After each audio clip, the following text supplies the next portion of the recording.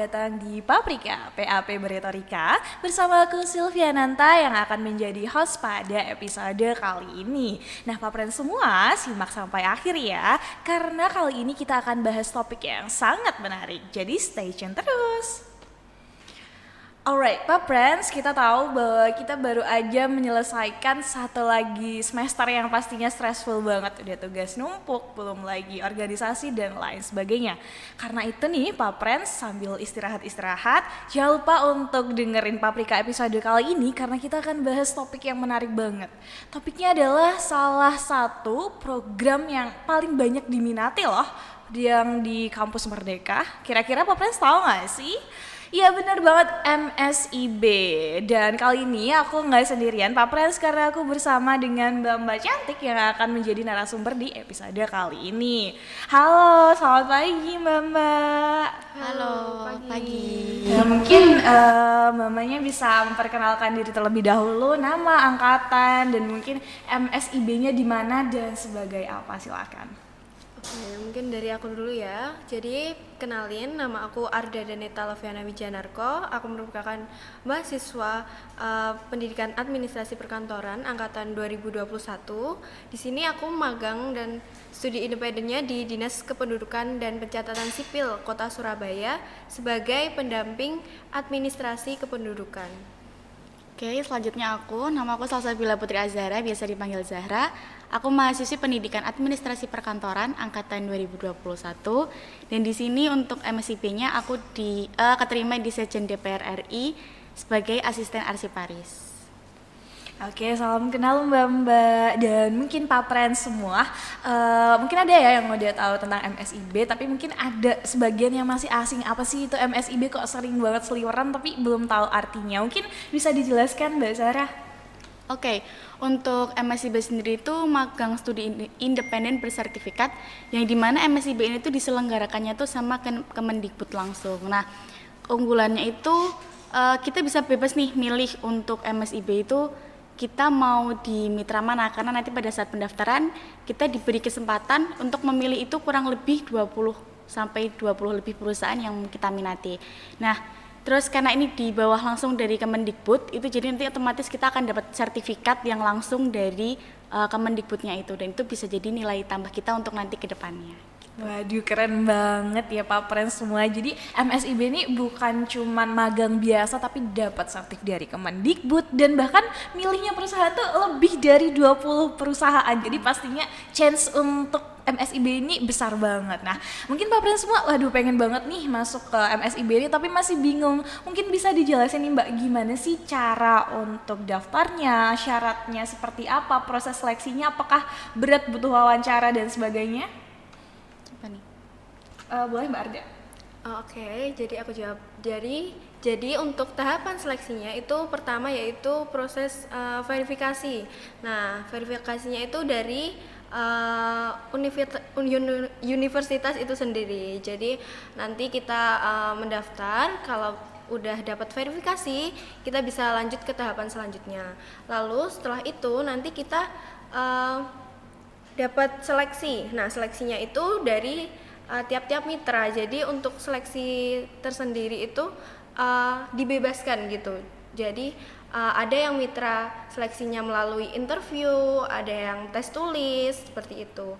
Nah, setelah kita melewati 2 seleksi tersebut, nanti kita dapat offering.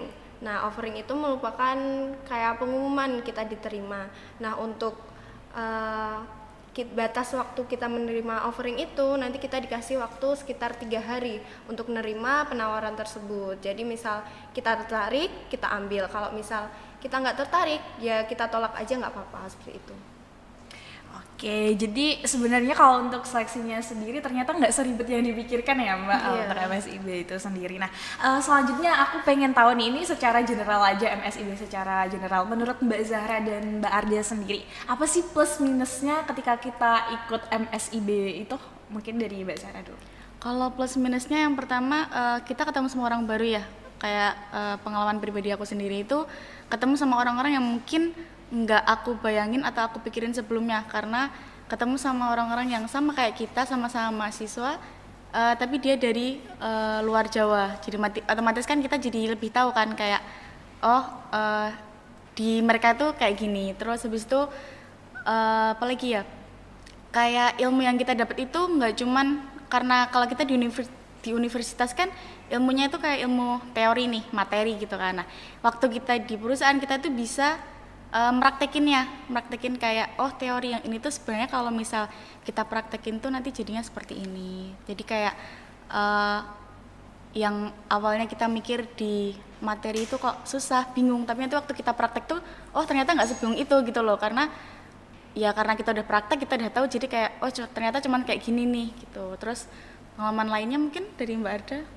Kalau aku sendiri sih lebih ke administrasinya ya, karena kita kan jurusannya administrasi perkantoran, sedangkan aku juga posisinya sebagai pendamping layanan administrasi kependudukan. Jadi sangat-sangat relevan sama jurusan yang kita ambil.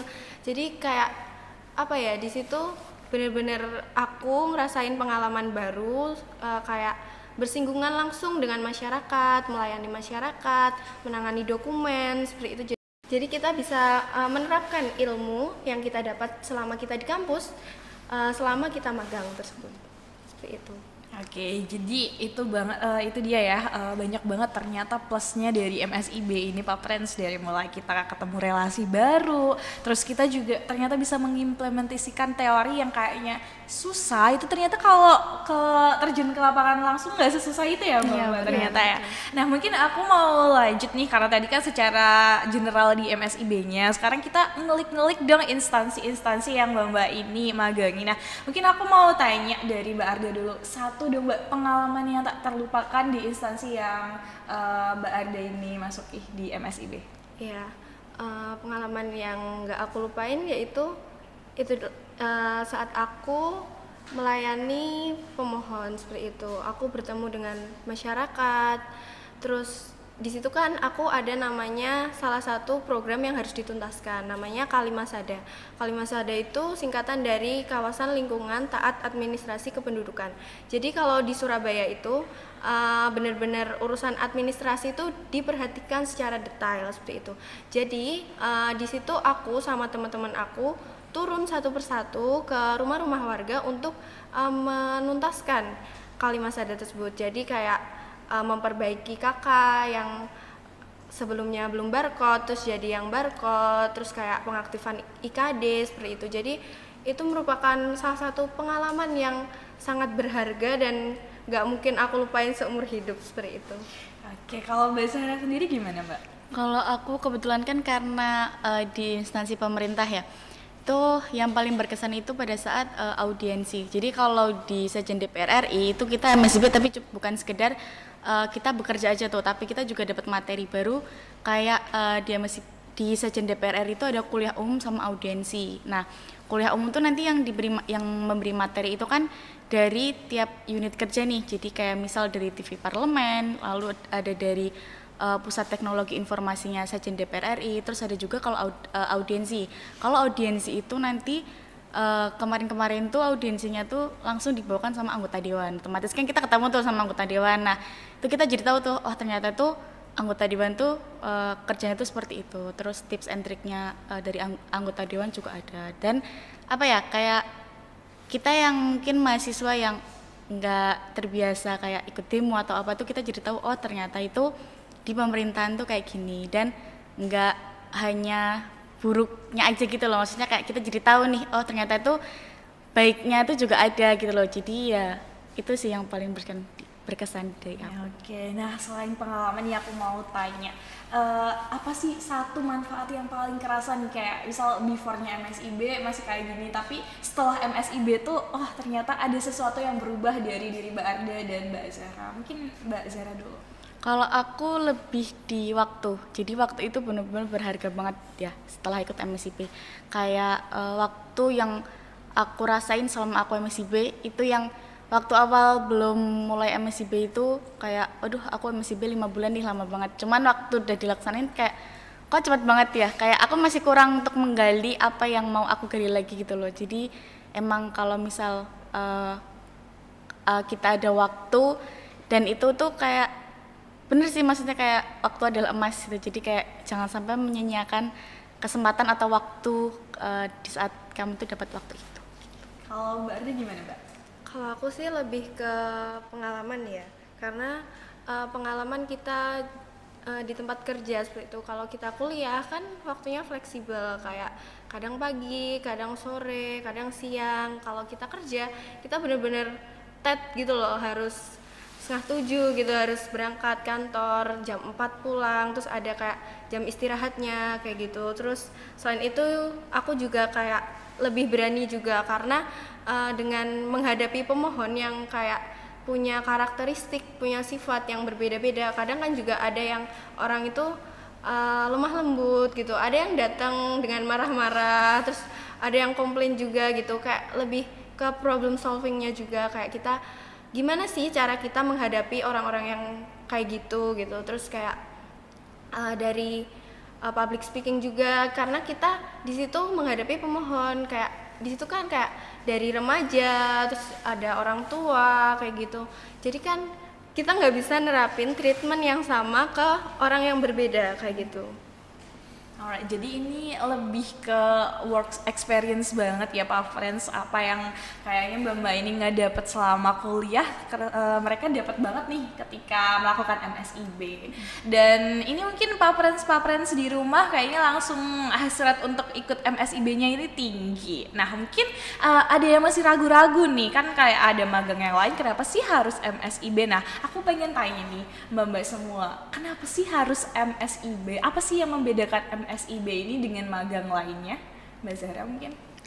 Kalau aku yang membedakan itu relasi, karena kedepannya nih ya, kalau misal kita udah masuk ke dunia kerja, itu relasi itu penting banget. Nah dengan kalian ikut MSIB itu kan otomatis kalian tuh udah masuk tuh ke perusahaan itu, dan kalian tahu kan kayak lingkungan kerjanya mereka itu seperti apa. Nah dari situ tuh kayak perusahaan tuh bisa jadi ngasih benefit ke kamu nih, kayak kamu anak MSIB ya udah selesai, nah nanti kalau misal udah lulus, kalau sini ada lowongan bisa ya masuk ke sini. Jadi itu kayak relasi itu tuh penting buat kita ke depannya gitu loh, karena ya namanya nyari kerja kan kita nggak ada yang tahu ya, ada yang gampang dapat kerja, ada yang susah dapat kerja setelah lulus. Nah dengan relasi itu kan kita jadi tahu nih jadi ibaratnya gampang gitu loh, karena kayak oh iya aku kemarin dapat relasi, dapat info gini, dan ini baru ada lowongan kerja. Siapa tahu kalau aku daftar dengan bilang aku dulunya udah pernah magang di sini, magang MSIB di sini, bisa kayak nilai plus aku untuk keterima. Oke, jadi kalau Mbak Zahra ini yang paling ditekankan adalah relasinya yang luas ya, karena kan ini juga skalanya Indonesia dan di bawah Kemendikbud. Kalau Mbak Arda gimana Mbak? Ya kalau aku juga kurang lebih sama kayak Mbak Zahra, karena kan MSIB ini di bawah naungan Kemendikbudristek ya, jadi kayak benar-benar dari seleksi maupun penerimaan itu diawasi oleh pemerintah. Jadi kita itu nggak magang di mitra yang sembarangan gitu, benar-benar dari mitra yang ternama gitu. Jadi benar-benar relasi, dan juga kayak lumayan banget buat kedepannya sertifikatnya itu, karena sertifikatnya benar-benar diakui kan, diakui secara nasional. Terus lumayan juga buat ngisi CV nanti kalau kita cari kerja. Iya, benar. Yang penting itu kayak yang penting itu untuk kita kerjanya nanti sih, karena itu benar-benar membantu, karena kita magang kan tujuannya kita belajar kerja. Jadi ilmu yang kita dapat di tempat magang itu nanti sangat-sangat penting, sangat-sangat bermanfaat ketika nanti kita mulai terjun di dunia kerja. Nah itu tadi Pak Friends, jadi tunggu apa lagi nih, jangan ragu-ragu lagi. Kalau ada kesempatan buat daftar MSIB langsung daftar aja, karena nggak cuma relasi yang luas, ternyata sertifikatnya juga udah diakui. Kemudian yang paling penting adalah pengalaman kerja di instansi yang udah bukan kaleng-kaleng lagi ya. Dan ini mungkin pertanyaan terakhir nih Mbak untuk menutup episode kali ini. Mungkin ada pesan dan juga tips untuk Pak Friends di rumah semua yang pengen banget daftar MSIB, mungkin dari Mbak Arda?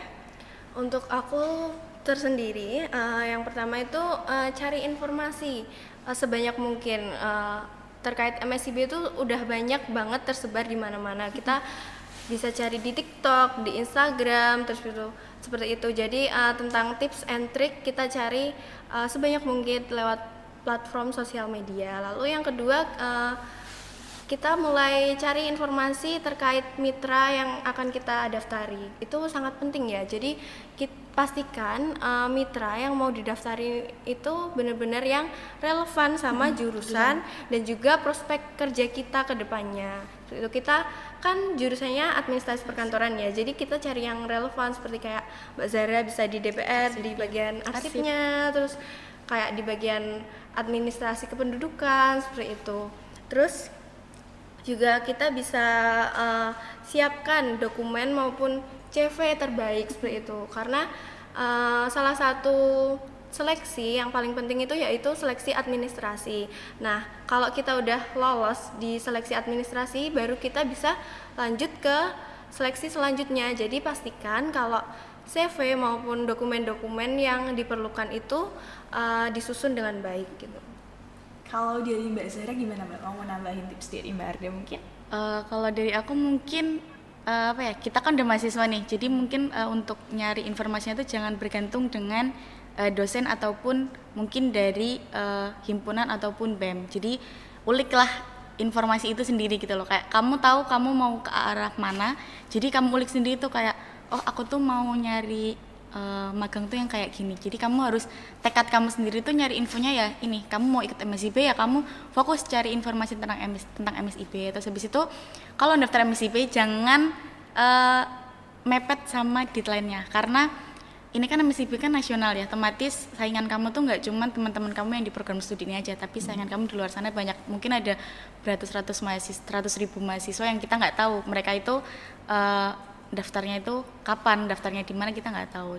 Karena kalau misal kamu mepet dan berkas kamu tuh juga otomatis belum siap, kamu sendiri yang akan rugi gitu loh. Karena kenapa ya aku harus masukinnya mepet gitu, padahal ini peluang besar buat kamu. Terus habis itu apalagi ya, nambahin yang dari Mbak Arda sampaikan juga. Kalau untuk masalah CV, kalau misal bingung nih, rata-rata kan biasanya pada tanya kan kayak Kak CV-nya gimana sih biar bisa keterima MSIB gini. Cobalah cari di TikTok atau di Instagram. Itu tuh di situ tuh sebenarnya tuh banyak tipsnya gitu loh. Jadi jangan kayak karena kita anak administrasi terus kayak CV-nya CV kayak gini, dibuat seunik mungkin gitu loh. Kayak ayo tarik perhatian para HRD itu biar mereka tuh tertarik sama CV kamu gitu sih. Oke, jadi kuncinya yang pertama adalah jangan ragu buat nyari informasi dari sekarang Pak Friends, karena persiapan itu penting banget ya. Dan mungkin itu pertanyaan yang akan menutup Paprika di episode kali ini. Aku mau ucapin terima kasih Mbak Zara, Mbak Arda udah mau nemenin Pak Friends dan aku untuk membahas masalah MSIB ini. Dan Pak Friends, sekian untuk episode kali ini. Aku ucapin terima kasih karena udah stay tune dan jangan lupa untuk saksikan Paprika di episode berikutnya. Sampai jumpa.